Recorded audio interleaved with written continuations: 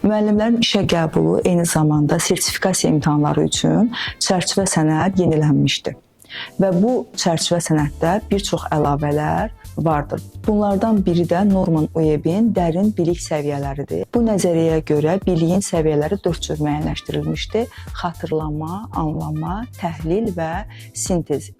Xatırlama səviyyəsi aşağı biliyi ifadə eləyir. Yəni burada sırf şagirdlərin faktoloji biliklərə malik olmasının göstəricisidir.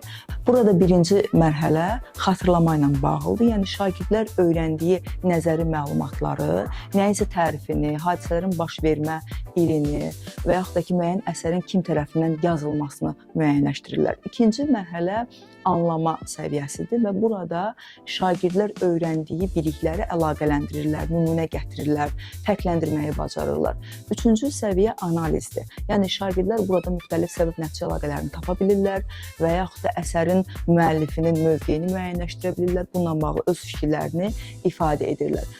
Dördüncü səviyyə isə sintez səviyyəsidir və burada şagirdlər müxtəlif məsələləri irəli sürə bilirlər, təklif edə bilirlər. Məsələn, layihələrin yazılışını biz nümunə göstərə bilərik. Əslində bu nəzəriyyə taksonomiya ilə sıx əlaqəlidir. Belə ki, xatırlama səviyyəsi taksonomiyanın xatırlamaq səviyyəsinə uyğun gəlir. Anlama səviyyəsi taksonomiyada həm anlamaq, həm tətbiq səviyyəsinə uyğun gəlir. Analiz səviyyəsi isə taksonomiyanın həm təhlil, həm dəyərləndirmə mərhələsinə uyğun gəlir. Sintez mərhələsi isə taksonomiyanın yaratmaq səviyyəsinə uyğun gəlir.